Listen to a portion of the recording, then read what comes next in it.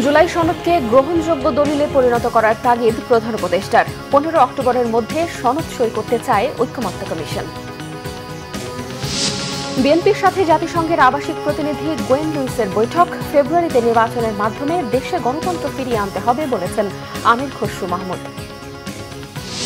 শীঘ্রই দল হিসেবে আওয়ামী লীগের বিচারের তদন্ত শুরু। হানিফ সহ 4 জনের বিরুদ্ধে হত্যা মামলায় আনুষ্ঠানিক অভিযোগ দাখিল। পূজা ও খাগড়াছড়ির ঘটনাকে ঘিরে ফ্যাসিস্ট ও প্রতিবেশী দেশ বাংলাদেশকে অস্থিতিশীল করতে চেয়েছিল অভিযোগ স্বরাষ্ট্র উপদেষ্টার। দেখছিলেন ক্রাউন সিমেন্ট সংবাদ শিরোনাম। এবারে বিস্তারিত। 15 অক্টোবরের মধ্যে জুলাই সনদ স্বাক্ষর প্রক্রিয়া শেষ করতে চায় জাতীয় ঐকমত্য কমিশন। আর জুলাই সনদকে গ্রহণযোগ্য ও দ্রুত বাস্তবায়ন করতে আহ্বান জানিয়েছেন প্রধান উপদেষ্টা ডক্টর মোহাম্মদ ইউনূস। কমিশনের সহসভাপতি ডক্টর আলী রিয়াজ বলেন, সনদ বাস্তবায়ন নিয়ে ঐকমত্যে না পৌঁছলে সরকারের কাছে একাধিক প্রস্তাব পাঠানোর সিদ্ধান্ত নিয়েছেন তারা। রিপোর্ট করছেন সৈয়দ আব্দুল মুহিত। জুলাই সনদের সার্বিক পরিস্থিতি নিয়ে রাষ্ট্রীয় অতিথি ভবন যমুনায় প্রধান উপদেষ্টা ডক্টর মোহাম্মদ ইউনূসের সাথে বৈঠক করে জাতীয় ঐকমত্য কমিশন। এ সময় কমিশনের কাজের অগ্রগতিতে সন্তোষ প্রকাশ করেন তিনি। কমিশনের সহসভাপতি অধ্যাপক আলী রিয়াজ প্রফেসর ডক্টর ইউনূসকে জানান, খুব শীঘ্রই জাতীয় ঐকমত্য কমিশন অন্তর্বর্তীকালীন সরকারের কাছে চূড়ান্ত প্রতিবেদন জমা দেবে। খোঁজখবর রাখছেন এবং আবারও আজকে সকালে বৈঠকে তিনি অত্যন্ত দ্রুততার সঙ্গে কাজ এগিয়ে নিয়ে যাওয়া এবং বাস্তবায়ন প্রক্রিয়া সহ বিশেষ সনদের জায়গাতে সনদকে সকলের গ্রহণযোগ্য করে সকলের স্বাক্ষরিত একটি রাজনৈতিক দলিলে পরিণত করা যায় কিনা সে বিষয়ে আমাদের তাগিদ দিয়েছেন। পরে জুলাই সনদের বাস্তবায়ন নিয়ে রাজনৈতিক দলগুলোর সাথে বৈঠক করছে ঐকমত্য কমিশন। রাজধানীর ফরেন সার্ভিস একাডেমিতে বৈঠকের শুরুতে বক্তব্য দেন কমিশনের সহসভাপতি আলী রিয়াজ। তিনি জানান, রাজনৈতিক দলগুলো জুলাই সনদের বিষয়ে একমত হলে এ বিষয়ে চূড়ান্ত সিদ্ধান্ত নেওয়া হবে। কমিশন মনে করে সম্ভবত আপনারা সকলে মিলে আলাপ আলোচনার মধ্যে দিয়ে এক জায়গায় আসতে পারবেন। যদি সেটা না হয়, আমরা কমিশনের পক্ষ থেকে সিদ্ধান্ত নিয়েছি সেটা হচ্ছে যে কমিশন একাধিক বাস্তবায়ন প্রক্রিয়া সম্পর্কে প্রস্তাব দেবে। অবশ্যই 15 অক্টোবরের আগে এই প্রক্রিয়া শেষ করতে হবে। সামনে নির্বাচনের প্রক্রিয়ার সঙ্গে আমরা দেখতে পাচ্ছি যে রাজনৈতিক দলগুলোর বিভিন্ন সাংগঠনিক ব্যস্ততা আছে, নির্বাচনী প্রস্তুতি আছে, আপনারা বিভিন্ন এলাকায় যাচ্ছেন, সেগুলো যেন বাধাবিঘ্ন না হয় সেটা আমরা করতে চাই। তাছাড়া মেয়াদের দিক থেকে 15 অক্টোবর হবে, তারও আগে আমরা এটা শেষ করতে চাই। 2 ধাপে রাজনৈতিক দলগুলোর সাথে আলোচনায় 84টি সংস্কার প্রস্তাব বিষয়ে একমত হয় কমিশন। এর বাস্তবায়ন পদ্ধতি নিয়ে 3য় ধাপে রাজনৈতিক দলগুলোর সাথে বৈঠকে বসে ঐকমত্য কমিশন। সৈয়দ আব্দুল মুহিত, বাংলা ভিশন, ঢাকা। ফেব্রুয়ারিতে নির্বাচনের মাধ্যমে দেশে গণতন্ত্র ফিরিয়ে আনতে হবে বলে জানিয়েছেন বিএনপির স্থায়ী কমিটির সদস্য আমির খসরু মাহমুদ চৌধুরী। নির্বাচনের মাধ্যমে বাংলাদেশে গণতন্ত্রের পথ উত্তরণে জাতিসংঘ সহায়তা করবে বলেও জানান তিনি। দুপুরে বিএনপি চেয়ারপারসনের গুলশানের রাজনৈতিক কার্যালয়ে জাতিসংঘের আবাসিক মিশনের একটি প্রতিনিধি দলের সঙ্গে বৈঠক শেষে সাংবাদিকদের এসব কথা বলেন তিনি। এ সময় তিনি আরও বলেন, বৈঠকে বাংলাদেশের বর্তমান প্রেক্ষাপট, রাজনৈতিক অবস্থা এবং নির্বাচন নিয়ে দীর্ঘ আলোচনা হয়েছে। আমির খসরু বলেন, বৈঠকে রোহিঙ্গা প্রত্যাবাসন নিয়েও আলোচনা হয়েছে। কিভাবে রোহিঙ্গা প্রত্যাবর্তন হবে এবং এ বিষয়ে কিভাবে জাতিসংঘ বাংলাদেশকে সহায়তা করবে তা নিয়েও আলোচনা হয়েছে বলে জানান বিএনপির এই স্থায়ী কমিটির সদস্য। বাংলাদেশে গণতান্ত্রিক আন্দোলনে ভূমিকা রাখায় ঢাকাস্থ জাতিসংঘ আবাসিক সমন্বয়কারী গোয়েন লুইসকে ধন্যবাদ জানান আমির খসরু মাহমুদ চৌধুরী।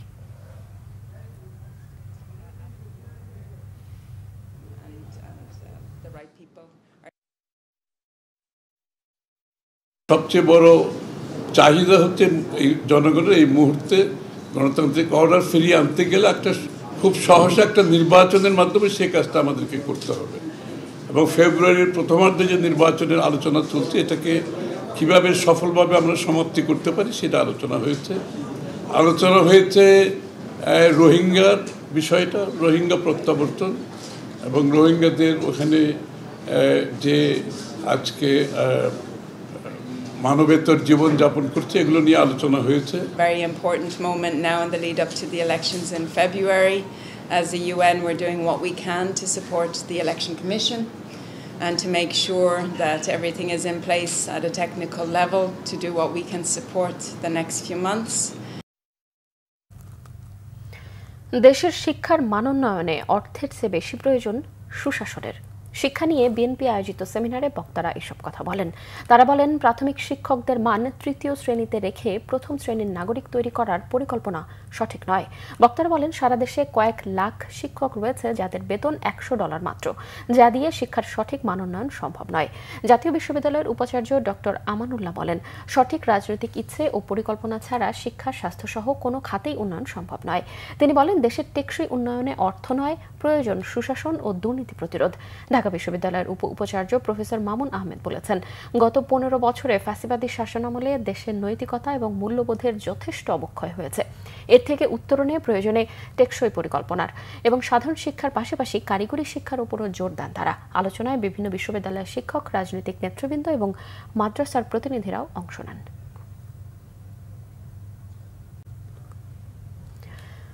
জুলাইয়ে মানবতা বিরোধী অপরাধের মামলায় আওয়ামী লীগ নেতা মাহবুবুল আলম হানিফ সহ 4 জনের বিরুদ্ধে অভিযোগ আমলে নেয়ার আদেশ আগামীকাল। এর আগে তাদের বিরুদ্ধে কুষ্টিয়ায় 6 জন হত্যা সহ 3টি অভিযোগে আন্তর্জাতিক অপরাধ ট্রাইব্যুনাল 2-এ আনুষ্ঠানিক অভিযোগপত্র দাখিল করে প্রসিকিউশন। পরে এর ওপর শুনানি শেষে এই আদেশ দেয় আদালত। এছাড়াও জুলাই আগস্টের আন্দোলনে রাজধানীর চাংখারপুলে 6 জনকে গুলি করে হত্যার ঘটনায় করা মানবতা বিরোধী অপরাধের মামলায় 9ম দিনের সাক্ষ্য গ্রহণ চলছে। ট্রাইব্যুনাল 1-এর সাক্ষ্য গ্রহণে আজ 3 জনের সাক্ষ্য নেওয়া হবে বলে প্রসিকিউশন থেকে জানানো হয়েছে। এদিকে চিফ প্রসিকিউটর তাজুল ইসলাম জানিয়েছেন, মানবতা বিরোধী অপরাধের সুনির্দিষ্ট অভিযোগে এবার দল হিসেবে আওয়ামী লীগের বিরুদ্ধে দ্রুত তদন্ত শুরু করতে যাচ্ছে ট্রাইব্যুনাল। এছাড়াও আরও বেশ কয়েকটি বড় মামলার অগ্রগতি এই সপ্তাহের মধ্যেই তুলে ধরা হবে বলেও জানান তিনি। এছাড়া জুলাই আন্দোলনে সিরাজগঞ্জে 3 জন হত্যার ঘটনায় মানবতা বিরোধী অপরাধের মামলায় সাবেক সংসদ সদস্য ডক্টর জান্নাত আরা হেনরি, শামীম তালুকদার লাবু এবং আবু মুসাকে গ্রেফতার দেখিয়ে কারাগারে পাঠানোর নির্দেশ দিয়েছে আন্তর্জাতিক অপরাধ ট্রাইব্যুনাল 1। পূজা ও খাগড়াছড়ির ঘটনাকে ঘিরে ফ্যাসিস্ট ও প্রতিবেশী দেশ বাংলাদেশকে অস্থিতিশীল করতে চেয়েছিল বলে অভিযোগ করেছেন স্বরাষ্ট্র উপদেষ্টা অবসরপ্রাপ্ত লেফটেন্যান্ট জেনারেল জাহাঙ্গীর আলম চৌধুরী। সচিবালয়ে আইন শৃঙ্খলা সংক্রান্ত কোর কমিটির বৈঠক শেষে তিনি এসব কথা বলেন। স্বরাষ্ট্র উপদেষ্টা বলেন, ভারতের পূজা মণ্ডপে ডক্টর মোহাম্মদ ইউনূসের চেহারার সাথে মিল রেখে অসুরের প্রতিমার সাথে বাংলাদেশের অসুরের মুখে দাড়ি লাগানোর যোগসূত্র রয়েছে। অভিযোগ করেন, পতিত ফ্যাসিস্ট আওয়ামী লীগ নেতাকর্মীরা দেশকে অস্থিতিশীল করার চক্রান্ত করছে। খাগড়াছড়িতে একটি মেয়েকে ধর্ষণের গুজব ছড়িয়ে পাহাড়কে অশান্ত করার পায়তারাও করা হয়েছে। পরে মেডিকেল রিপোর্টে প্রমাণিত হয়েছে ধর্ষণের কোনো ঘটনাই ঘটেনি। দেশের আইন শৃঙ্খলা পরিস্থিতি আগের তুলনায় অনেক ভালো দাবি করে উপদেষ্টা বলেন, আগামী নির্বাচনে আইন শৃঙ্খলা পরিস্থিতি ঠিক রাখতে করণীয় নিয়ে আলোচনা হয়েছে। তারপর আমাদের এই যে নির্বাচন ওটার ব্যাপারে আলোচনা হয়েছে। ধর্ষণের অভিযোগ তুলে পার্বত্য চট্টগ্রামকে অশান্ত করা এবং শারদীয় দুর্গাপূজার মণ্ডপে অসুরের মুখে দাড়ি লাগিয়ে সাম্প্রদায়িক সম্প্রীতি নষ্ট করার চক্রান্তে পেছনে ফ্যাসিস্টদের দোসরদের মদত রয়েছে, যা ইতিমধ্যে প্রতিমান হয়েছে। একটি পার্শ্ববর্তী দেশ দুর্গাপূজার প্রতিমা তৈরি করার সময় আমাদের মাননীয় প্রধান উপদেষ্টাকে যেভাবে নিন্দনীয়ভাবে উপস্থাপন সংবাদ পাওয়া গেছে এবং অসুরের মুখে দাড়ি দেওয়ার কাজটির মধ্যেও তারই যোগসূত্র দেখা যাচ্ছে, কিন্তু তাদের সেই ষড়যন্ত্র সফল হয়নি। গতবারের ন্যায় এবারও সারা দেশে শারদীয় দুর্গাপূজা শান্তিপূর্ণ, নিরাপদ, নির্বিঘ্ন এবং উৎসবমুখর পরিবেশে অনুষ্ঠিত হয়েছে। বাংলাদেশ সৌদি বিনিয়োগ আকর্ষণ এবং দুদেশের বাণিজ্য সম্পর্ক উন্নয়নের লক্ষ্যে আগামীকাল ঢাকায় শুরু হচ্ছে 3 দিনের সৌদি আরব বাংলাদেশ বিজনেস সামিট। রবিবার সকালে মিট দ্য প্রেস অনুষ্ঠানে এই তথ্য জানান Saudi Arab Bangladesh chamber of commerce and industries SABCCI এর সভাপতি আশরাফুল হক চৌধুরী। তিনি জানান, গেল অর্থবছরে সৌদিতে $31 কোটি পণ্য রপ্তানি করেছে বাংলাদেশ, বিপরীতে আমদানি $170 কোটি। বাণিজ্যে ভারসাম্য কমাতে দেশটিতে পোশাক ও কৃষি পণ্য এছাড়াও আরও বিভিন্ন পণ্য রপ্তানির সুযোগ রয়েছে। সংগঠনটির সহসভাপতি ও গ্যালাক্সি গ্রুপের ব্যবস্থাপনা পরিচালক আহমেদ ইউসুফ ওয়ালিদ দেশটিতে প্রশিক্ষিত জনবল রপ্তানি সহ দুদেশের বাণিজ্য ও বিনিয়োগ সম্পর্ক বাড়ানোর সম্ভাবনার কথা জানান। প্রাণ RFL গ্রুপের পরিচালক উসমা চৌধুরী এবং সিটি ব্যাংকের উপ ব্যবস্থাপনা পরিচালক মেজবাউল আসিফ সিদ্দিকীও সৌদির বিনিয়োগ আকর্ষণ এবং নার্স সহ দক্ষ জনবল রপ্তানির সম্ভাবনার কথা জানান। বাংলাদেশে যে পরিমাণ ট্রেড করা উচিত, এই প্রাণ RFL, আকিস, তারপরে আরও 2-4-5টা আল মুসলিম বা 10টা 15টা কোম্পানি ছাড়া তেমন কোনো এক্সপোর্ট করে না। আমরা চাচ্ছি আমাদের এক্সপোর্টারেরা, আমাদের ব্যবসায়ীরা সৌদি আরবে গিয়ে ব্যবসা করুক। কলম্বাস টাইপের একটা অ্যাডভেঞ্চার। তারা বাংলাদেশে আসতেছেন ম্যাক্সিমামই প্রথমবারের মতো। তো আমরা চেষ্টা করব তাদেরকে ব্যবহার করা, আর কিছু না হোক, ব্যবসা তো হবেই কিছু না কিছু, কিন্তু বাংলাদেশ কি দিতে পারে, বাংলাদেশের মানুষ কি, বাংলাদেশের ব্যবসায়ীরা গ্লোবাল লেভেলে কিভাবে ব্যবসা করছে, হ্যাঁ, এই জিনিসগুলির যে ইমপ্রেশন, এই নলেজ, আমরা আশা করি তাদেরকে আমরা আগামী 3 দিনে সেই অভিজ্ঞতাগুলি দিব। জেলেদের নদী ও সাগরে মাছ ধরা দিন দিন অনিশ্চিত হয়ে পড়েছে কক্সবাজারের সীমান্ত উপজেলার টেকনাফে। মিয়ানমারের সশস্ত্র বিদ্রোহী গোষ্ঠী আরাকান আর্মির আতঙ্কে নাফ নদীতে মাছ ধরা হয়ে পড়েছে ঝুঁকিপূর্ণ। অভিযোগ পাওয়া গেছে চলতি বছরেই আরাকান আর্মি ধরে নিয়ে গেছে মাছ শিকারে যাওয়া 325 জন বাংলাদেশি জেলেকে। অনিশ্চিত জীবন কাটছে পরিবারগুলোর। এদিকে বিজিবি বলছে জেলেরা অসাবধানতায় জলসীমা অতিক্রম করায় ঘটছে এই ধরনের ঘটনা। কক্সবাজার থেকে মোর্শেদুর রহমান খোকনের পাঠানো রিপোর্টে দেখুন বিস্তারিত। সাগরে মাছ ধরে সেগুলো বিক্রি করাই জেলেদের আয়ের একমাত্র উৎস, অথচ এই জীবিকাই এখন ঝুঁকিপূর্ণ হয়ে উঠেছে নাফ নদীর জেলেদের জীবনে। অভিযোগ পাওয়া গেছে কিছুদিন আগেই টেকনাফ সেন্ট মার্টিনের কাছাকাছি সাগর থেকে 4টি ট্রলার সহ অন্তত 25 জেলেকে ধরে নিয়ে গেছে আরাকান আর্মি। এ নিয়ে গেল 1 বছরে আরাকান আর্মি 325 জেলেকে ধরে নিয়ে যায়। এর মধ্যে 189 জেলে ও 27টি নৌযান ফেরত আনা হয়েছে। জিবি, কোস্টগার্ড ও সংশ্লিষ্ট প্রশাসনকে বিষয়টি জানানো হলেও তেমন কোনো পদক্ষেপ নেই বলে অভিযোগ ভুক্তভোগীদের। এদিকে দুশ্চিন্তা আর অনিশ্চয়তার জীবন কাটছে আরাকান আর্মির হাতে আটকে পড়া জেলেদের পরিবারগুলোর। তাদের ফেরার পথ চেয়ে দিন কাটছে স্বজনদের।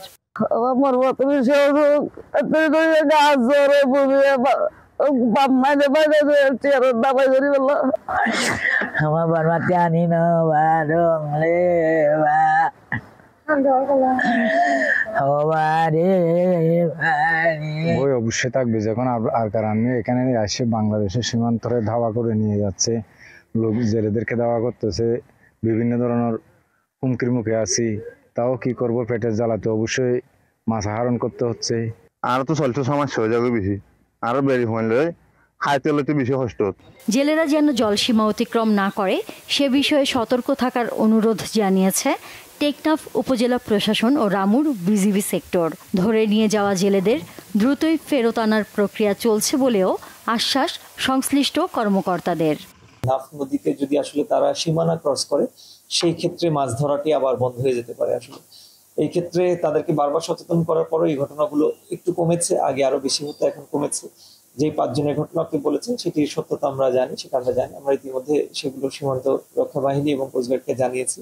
আমরা আশা রাখি যে তারা নিরাপদে ফিরে আসতে পারবে। সবসময় তাদেরকে আমরা সতর্ক করি, সেন্সিটাইজ করি, যেন কোনোভাবেই তারা মাছ ধরার সময় যেন সীমান্ত অতিক্রম না করে। সীমান্ত যদি অতিক্রম না করে সেই ক্ষেত্রে আসলে মিয়ানমারের ওই পাশে কারোই কোনো ক্ষমতা নাই আমাদের জেলেদেরকে ধরে নিয়ে যাওয়ার জন্য। অপহৃত জেলেদের ফেরত আনতে প্রশাসনের আশ্বাসেও উদ্বেগ কাটছে না ভুক্তভোগী পরিবারগুলোর। অনিশ্চয়তায় দিন কাটাচ্ছেন তারা। Bangla vision news desk. আন্তর্জাতিক প্রসঙ্গ। ইসরায়েল প্রথম ধাপে গাজা থেকে সেনা প্রত্যাহারে রাজি হয়েছে বলে ঘোষণা দিয়েছেন মার্কিন প্রেসিডেন্ট ডোনাল্ড ট্রাম্প। শনিবার সামাজিক যোগাযোগ মাধ্যম ট্রুথ সোশ্যালে দেয়া এক পোস্টে ট্রাম্প জানিয়েছেন হামাস নিশ্চিত করলেই যুদ্ধবিরতি তাৎক্ষণিকভাবেই কার্যকর হবে। তবে ট্রাম্পের কথার পূর্ণ প্রতিফলন দেখছেন না গাজাবাসী। যুক্তরাষ্ট্রের শান্তি পরিকল্পনায় হামাস মেনে নেয়ার পরও মার্কিন প্রেসিডেন্ট ইসরায়েলকে গাজায় হামলা বন্ধের নির্দেশ দেন। ইসরায়েল তাদের অভিযান সীমিত করার কথা বললেও হামাস হামলা অব্যাহত রেখেছে। একদিনের ব্যবধানে ভূখণ্ডটিতে অন্তত 70 ফিলিস্তিনিকে হত্যা করেছে নেতানিয়াহু বাহিনী। এর মধ্যে গাজা সিটিতে হত্যা করেছে 40 জনকে। শহরটি থেকে 10 লাখেরও বেশি ফিলিস্তিনিকে জোরপূর্বক দক্ষিণে পাঠিয়েছে ইসরায়েল। এছাড়াও দক্ষিণ গাজায় আল মাওয়াসি শরণার্থী শিবিরেও হামলা অব্যাহত রেখেছে। এদিকে নৌবহরে গ্লোবাল সুমুদ ফ্লোটিলা আটকের পর 141 মানবাধিকার কর্মীকে দেশে ফেরত পাঠানোর দাবি করেছে ইসরায়েল প্রশাসন। অন্যদিকে অন্যান্যদেরও দেশে পাঠানোর প্রক্রিয়া চলমান রয়েছে। সংবাদ শেষ করব ক্রাউন 7 শিরোনামগুলো আরো একবার জানিয়ে।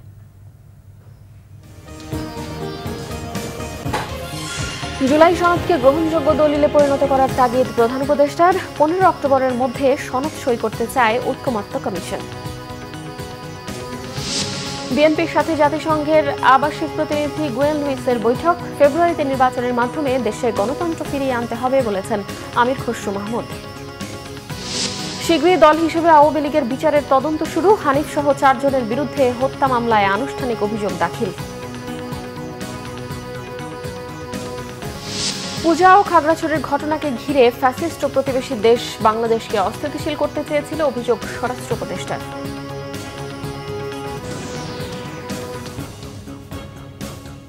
দর্শক, এই ছিল এখনকার মতো। পরের সংবাদ বিকেল 4টায়। এর আগে দুপুর 3টায় রয়েছে নিউজ টপ 10 দেখার আমন্ত্রণ রইল। এছাড়া বাংলাদেশের সংবাদ ও সংবাদ সংশ্লিষ্ট অনুষ্ঠান দেখতে ভিজিট করুন www.bbnews24.com ও facebook.com/banglavisionnews এবং সাবস্ক্রাইব করুন youtube.com/banglavisionnews। এতক্ষণ সঙ্গে থাকায় ধন্যবাদ সবাইকে।